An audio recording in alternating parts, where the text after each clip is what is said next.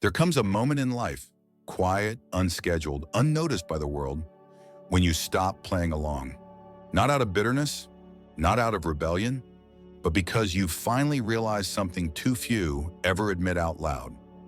Not every question deserves an answer, especially not when the question is really a judgment wearing a smile. Especially not in your senior years when peace is finally within reach, but constantly on trial. Some questions aren't asked out of love. They're asked out of habit, control, or discomfort with your freedom. They're soft traps. Why don't you come around more often? What do you spend your money on? Aren't you lonely living like that? They sound harmless, even affectionate. But if you've lived long enough, you know, they carry weight. And sometimes that weight isn't yours to carry anymore. Let me be clear. This video is not about being rude. It's not about turning cold or closing yourself off. It's about choosing clarity over guilt, boundaries over obligation, and silence not as avoidance, but as wisdom. You see, the older you get, the more invisible you become to people who once needed you. But strangely, the questions grow louder. It's as if your age gave the world permission to interrogate your joy, your choices, your silence. As if your story must now be told with disclaimers and a defense. No more. This is your life, and these are your final, most powerful years. Not a rehearsal, not a retirement from meaning, but the part where you get to stop performing and finally live. So in this video, I want to walk you through 7 questions you must never answer, not because you have something to hide, but because your peace is no longer up for negotiation. These are questions disguised as concern, but steeped in control. They're meant to pull you back into a life that no longer fits. But this time, we don't answer. This time, we let stillness do the talking. Because the most powerful response in your later years, it is to live quietly, boldly, and without apology. Stay with me to the end. The 7th question may just change the way you see every conversation you've ever had. Let's begin. Question 1. Why don't you come around more often? It always starts the same way. Gentle tone, familiar voice, sometimes even a smile. Why don't you come around more often? On the surface, it sounds warm, even caring, but linger beneath the softness and you'll find something else. Not a question, a summons. What they're really saying is, we miss the version of you that was always available. The one who dropped everything. The one who showed up, no matter how tired, no matter how unseen. And here's the truth no one wants to say out loud. That question doesn't come from curiosity.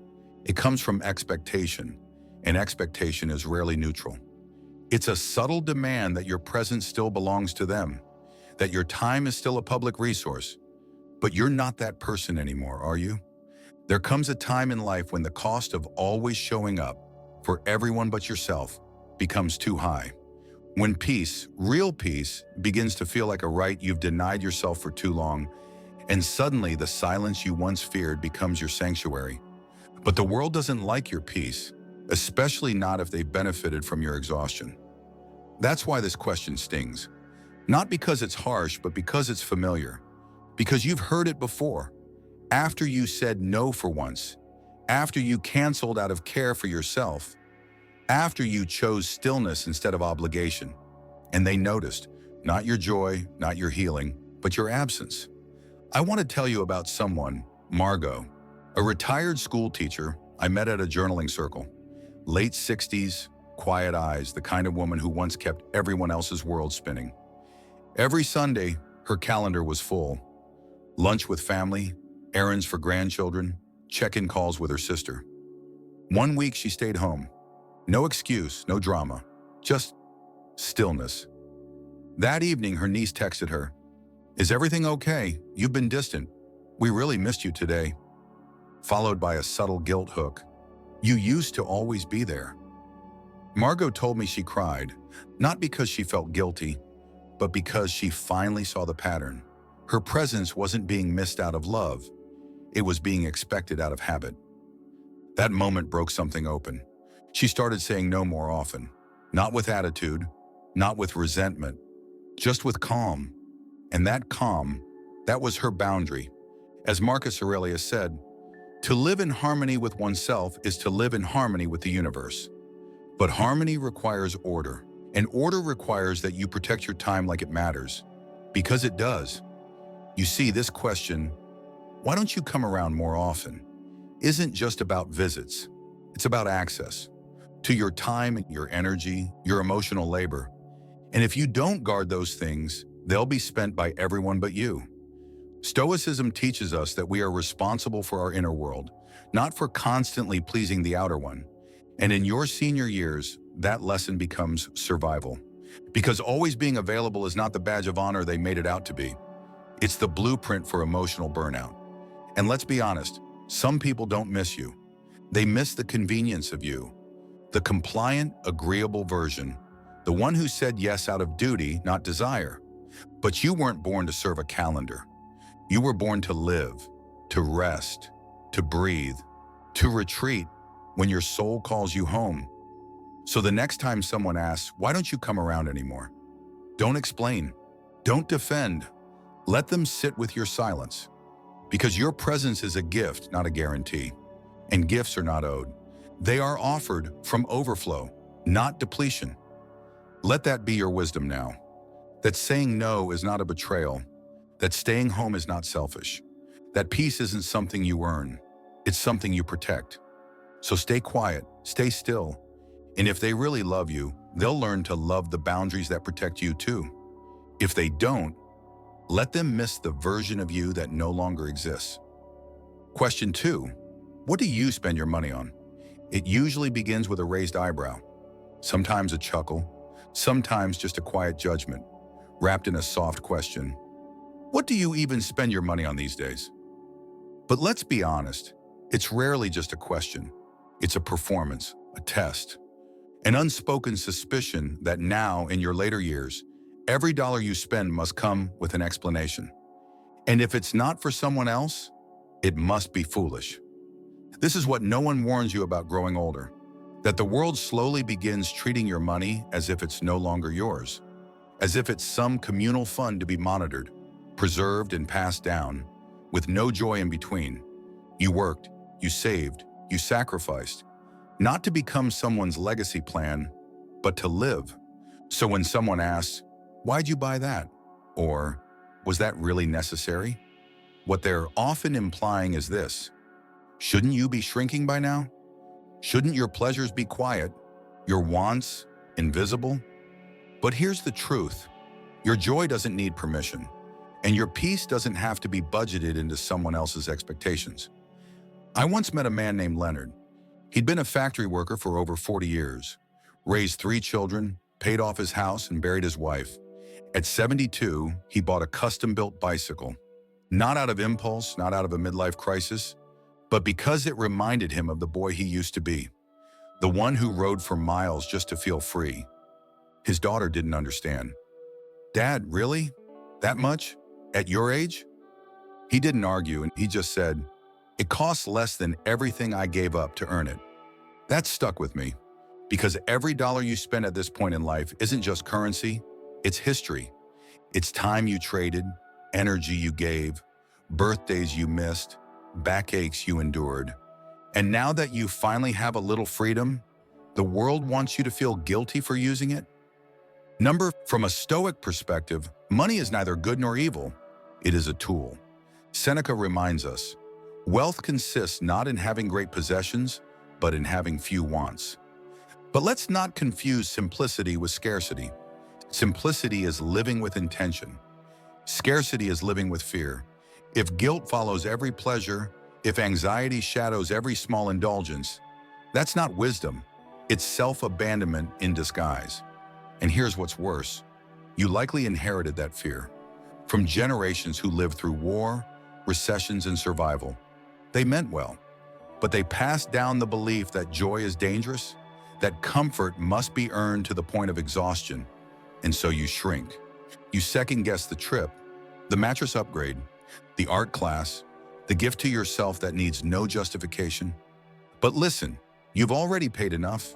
You've paid with time, with worry, with years spent tending to everyone but yourself. Now is not the time to apologize for living. Now is the time to remember that living is exactly what all that saving was for. Yes, be wise. Yes, prepare. But don't let your fear of being judged steal the pleasures you've earned. You are not a vault. You are not a withdrawal machine. You are a soul with a body that still deserves comfort, delight, and agency. So the next time someone asks, what do you spend your money on? Don't answer. Smile if you like, or say nothing at all. Let them sit with their discomfort while you walk in your quiet, unapologetic joy. Because you don't owe them receipts. You owe yourself a life. And if someone doesn't understand that, they've never had to trade their dreams for survival. But you have, and now it's your turn. So spend it, not foolishly, not to impress, but to honor every version of you that waited patiently to feel alive again. Question 3, don't you feel lonely living like that? It's the question people ask with tilted heads and gentle pity, the one that drips with concern but cuts like judgment. Don't you feel lonely living like that? It always arrives when you've chosen stillness, when you've stopped calling, stopped attending, stopped explaining, and suddenly your silence becomes a problem for them. Not because they miss your voice, but because your peace makes them uncomfortable. There is a great misunderstanding in our world that solitude equals sadness, that if you're not surrounded by noise, you must be suffering. If the phone doesn't ring, your life must be empty. But let me ask you this. What if the opposite is true? What if silence is the sound of a soul finally at home? Because here's what most people don't realize. Solitude is not the same as loneliness. Loneliness is being surrounded by people who don't understand you. Solitude is walking alone and not needing to be found. There's power in being able to sit in a quiet room and feel whole, to not flinch when plans are canceled, to not chase noise just to avoid your thoughts. That isn't failure. That's evolution. But others don't see it that way because they're still trapped in performance, worried that their value disappears without an audience. So when you choose solitude, they project their fear onto you. They ask, are you okay? They wonder, why don't you go out more? They assume something's wrong, when in fact something finally feels right. I remember a woman named Elaine. She lost her husband at 67. For the first year, everyone hovered. Calls, visits, invitations. She appreciated it. But one day she asked them to stop. She didn't want to fill the space. She wanted to feel it. She started taking solo walks at sunrise, volunteered once a week, learned to cook only for herself with care. Someone from her church said, "It's not good to be alone that much." Elaine smiled and said, "I've been in rooms full of people and felt more alone than I do now." And that's the truth so few want to accept. The company does not cure loneliness. Connection does. And connection begins within. From a Stoic lens, Epictetus reminds us, no one can harm you unless you allow them to. And that includes the subtle harm of letting others define what fulfillment looks like for you. If your solitude feels sacred, protect it. If your quiet days feel whole, honor them. Because not all companionship is nourishing. Some is noise, some are guilty. Some is the disguised fear of being with oneself. And you've earned the right to choose differently. In fact, one of the great awakenings of later life is realizing that time alone is not punishment. It's presence. It's where your thoughts can finally breathe, where your nervous system slows, where your identity untangles from everyone else's expectations. So the next time someone leans in and asks, "Don't you feel lonely?" Pause, look around your space, feel its calm. Remember how far you've come, and answer with your silence. Let your life respond. Let your peace be your proof. Because here's what they don't understand. You're not lonely, you're whole. And sometimes wholeness looks like space. Empty chairs, long walks, a meal cooked for one with joy. That's not absence, that's alignment. And if someone needs you to be loud, busy, or constantly surrounded in order to believe you're okay, that says more about them than it ever did about you. So let them ask, let them worry, let them misunderstand, but never again let them guilt you back into noise. Because solitude is not your weakness. It is your refusal to be distracted from yourself. And that is strength. Question 4. So what are you doing with your life now? It's one of the most casually cruel questions you'll ever hear. So, what are you doing with your life now? They say it like small talk, but what they really mean is, are you still productive, still useful, still living by our timeline? This question doesn't ask out of curiosity, it asks out of discomfort. Because your silence, your stillness, your refusal to hustle makes them anxious. Why? Because you've stepped outside the script, and the script says, keep achieving, stay busy, prove your worth until the very end. But what if you're done performing? What if your soul no longer craves applause but alignment? There comes a time in life when you realize, not every season needs to be about striving. Sometimes it's about unbecoming, shedding roles you never chose, letting go of identities that were survival suits, not soul clothes. But that makes people nervous, because when you stop playing the part they recognize, they don't know how to categorize you, so they ask, what are you doing now? And when you don't have a resume-ready answer, you can feel the judgment humming under their smile. Let me be clear, you don't owe anyone a 5-year plan. Not after 5 decades of giving, not after carrying what they'll never understand. I met a man named Joseph, 74, a former accountant, a widower. At a family dinner, his nephew asked him that exact question. So, Uncle Joe, what do you do all day now? Joseph took a breath and said, I wake up without an alarm clock. I make strong coffee. I read philosophy. I walk in the sun. Sometimes I cry. Sometimes I laugh. And none of it is anyone's business but mine.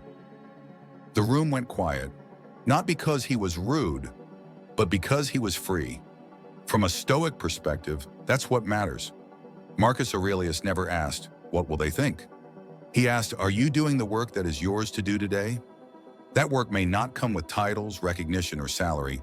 It may not look impressive, but it is sacred, because for once it's yours, not your parents' dreams, not your boss's expectations, not your children's convenience, yours. It might be painting again, or gardening with your hands in the dirt, or reading poetry with no intent to publish, or simply sitting, breathing, watching the wind move through the trees. And yes, some days it might be doing absolutely nothing, which is not laziness, it's recovery. You've spent a lifetime solving, fixing, supporting, and responding. Now your soul is asking for restoration. And that restoration doesn't always come with a calendar invite. So when someone asks you that question, what are you doing with your life now? You don't need to shrink. You don't need to fabricate a project just to impress them. You simply return to what's real, to what matters, and if they look confused, let them. Because freedom isn't always loud. Sometimes it's quiet mornings, unstructured afternoons, and nights where you finally fall asleep without anxiety sitting on your chest. What unsettles people the most isn't that you've changed. It's that you've stopped explaining. It's that you no longer need their permission. And when permission disappears, so does their power. So stay soft, stay grounded. And if you must answer, say this: I'm doing exactly what I need to do to be who I truly am. No more, no less. And let that be enough. Question 5. Isn't it too late for that? There's a question that doesn't sound like an insult, but cuts deeper than most. Isn't it too late for that? They ask when you try something new, when you speak of a long postponed dream, when you dare, after all this time, to reach for something just for you. The words don't come with malice, they come wrapped in concern, as if their job is to remind you that time no longer belongs to you. But what they don't realize is this: you've already lived through clocks that dictated your life, alarms that woke you before sunrise, schedules that belonged to bosses, children, bills, and burdens. Now you finally move on your own time, and they want to shame you for it? This question, isn't it too late, is not about your ability. It's about their fear. Their fear of starting, their fear of being seen as foolish, their fear of trying and failing and being watched. Because when you try something new later in life, you expose the excuses they've been hiding behind. And that makes people very uncomfortable. I once met a man named Charles, a retired mechanic, 68 years old. He'd mentioned for years that he wanted to learn the piano, not to perform, not to impress, just to feel something again. Every time he brought it up, someone would laugh gently, "At your age?" And so he stopped talking about it. Until one day after his wife passed, he walked into a thrift store, bought a secondhand keyboard, and started learning scales off YouTube, one shaky finger at a time. 6 months later, he played Moon River at a community dinner. Was it perfect? Was it beautiful? Absolutely. He said it was the first time he'd ever done something. Purely for himself. Not to be useful, not to be admired, but to feel alive. That is what too late tries to kill. Not talent, not youth, but the belief that you still have a say in your own life. The danger of that question is not in the words, but in how easily we internalize them. Because it's not always others who ask it. Sometimes it's your own voice, the one that whispers, "What's the point? Who do you think you are?" Everyone else has already done it better, younger, faster. But that voice is not wisdom. It's residue, leftover fear passed down from people who gave up on themselves before they ever even tried. From a Stoic perspective, Seneca reminds us, it's not that we have a short time to live, but that we waste much of it. And one of the greatest wastes? Believing you've missed your chance when your chance is still breathing right in front of you. The truth is, the calendar isn't your enemy. Your hesitation is. You don't need to be the best. You don't need to be fast. You just need to begin. Because joy doesn't follow youth. It follows courage. And courage is ageless. So when someone raises that question, isn't it too late for that? Smile gently. And then do it anyway. Write the book. Book the trip. Take the class. Fall in love again. Learn the language. Open the studio. Start the garden. Sing the damn song. Because what they call too late, you'll one day call the best decision you ever made. Let this be the season where you prove, not to them, but to yourself, that it's not over, not even close. It's not too late. It's finally time. Question 6, aren't you leaving anything for your kids? It's the kind of question that arrives gently, as if it's coming from love. But behind its softness hides a centuries-old script. Aren't you leaving anything for your kids? It sounds noble, almost moral, like your final act of goodness should be measured in bank statements and belongings. But let's pause. Why is it that after a lifetime of giving, working, sacrificing, putting yourself last, the world still expects more from you? And no more joy, not more self-expression, more sacrifice. The question isn't really about inheritance. It's about control, about whether you're still tethered to the role of provider, long after your body and spirit have asked for rest. You spent decades putting everyone else first. Meals skipped, dreams postponed, vacations never taken. You stayed up late so others could sleep soundly. You said yes when your heart begged for no. And now as you begin to choose yourself, just a little, they want to know if there'll be anything left for them, as if your life were a savings account they've been silently counting on. But here's what no one says aloud. Sometimes the greatest inheritance isn't what you leave behind, it's what you finally live. I met a woman once. Her name was Carmen. She was 71, and for most of her adult life, she had been mom and grandma and caregiver. Her home was immaculate. Her will was written. Her savings were solid. Her identity forgotten. One day she took a painting class, not to sell anything, not to be good, just to touch color again. When her son found out, he asked half-jokingly, "Mom, shouldn't you be thinking about your grandkids instead of hobbies?" She looked at him and said, "For once, I am, because I want them to remember me alive, not just responsible. That is legacy. No furniture, no funds, but the courage to become yourself, even after years of being everyone else." From a Stoic perspective, Seneca said, "The wise man saves not for his heirs, but for his peace." Peace, not accumulation, not applause, not guilt-wrapped obedience. Peace doesn't come from dying with a full will. It comes from living without regret. Let's be honest. Many of us were taught that love equals giving everything away, that being a good parent meant becoming invisible so others could shine. But that kind of love, if it erases you, it's not love. It's emotional martyrdom. And what are we teaching our children if we model lives of silent suffering? We teach them that joy must wait, that self-care is selfish, that their worth will be measured by what they sacrifice, not what they savor. But you can break that chain. You can show them that aging doesn't have to mean disappearing, that your final years don't have to be a museum of restraint. You can teach them that wholeness is an inheritance, that seeing you alive, curious, vibrant is the greatest gift of all. So if someone asks, aren't you leaving anything for your kids? You can say, yes, I'm leaving them a new story.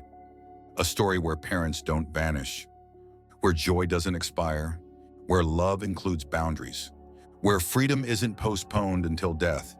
And if they can't see that as valuable, that's okay.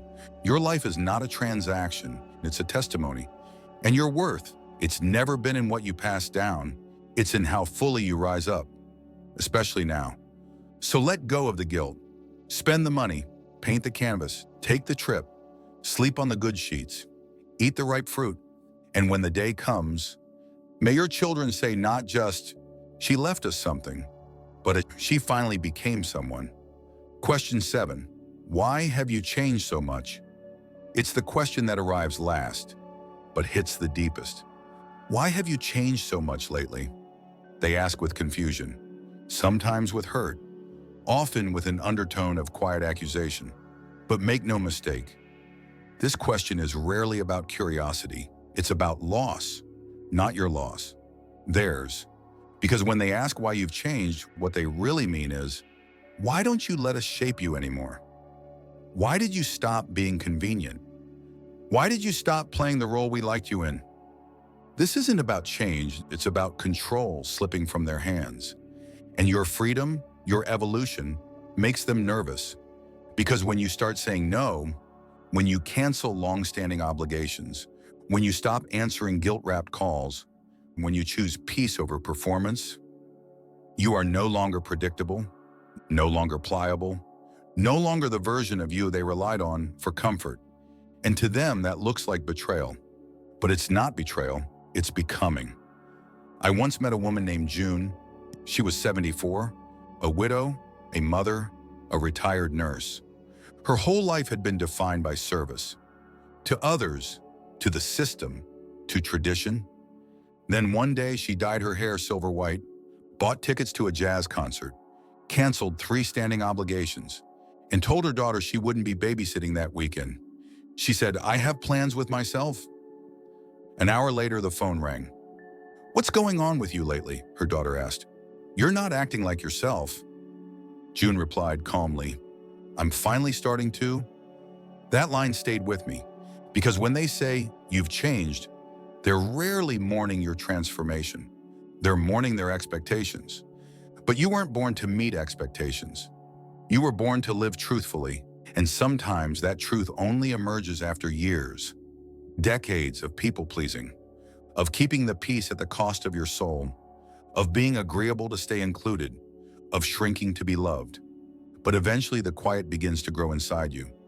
The whisper that says, this isn't who I am anymore. And if you're brave enough to listen, your life starts to shift. From a Stoic perspective, Marcus Aurelius said, what stands in the way becomes the way. Your resistance becomes your clarity. Your discomfort becomes your doorway. Your change becomes your homecoming. Here's what most won't tell you. You are allowed to change in your 70s, your 80s, your 90s. There is no deadline for becoming yourself. You are not frozen in the role others remember. You are not obligated to keep performing the version of you they were most comfortable with. And if that makes people squirm, so be it, because real love doesn't fear your growth. It cheers for it.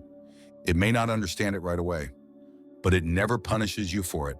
So when someone asks, why have you changed so much? You don't need to defend. You don't need to justify. Let your calm answer be for you. Let your joy speak volumes. Let your boundaries hold the line. And if they truly care, they'll adapt.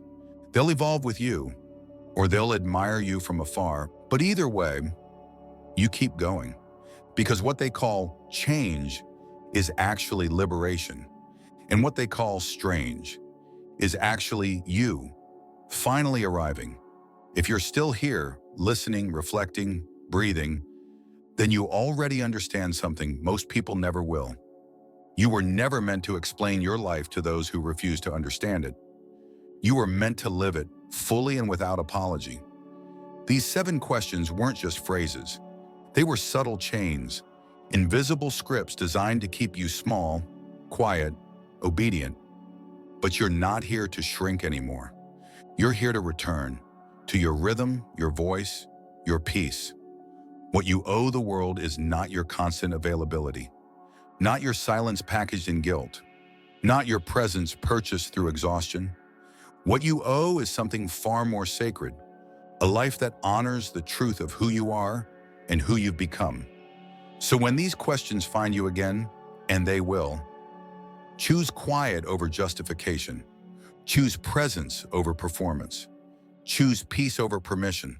If this message resonated with you, take a moment to share where you're watching from. Then finish this sentence in the comments. My silence is my power. And ask yourself honestly, which question hurt the most? And which one will you never answer again? If someone you care about is still caught in the habit of explaining themselves, share this with them. You might not just support them, you might set them free. Like this video, share it with someone who needs it, and subscribe to Stoic Viva, where strength is measured not by how loudly you speak, but by how deeply you live. This is not the end. This is the beginning of your life lived quietly and fully on your terms.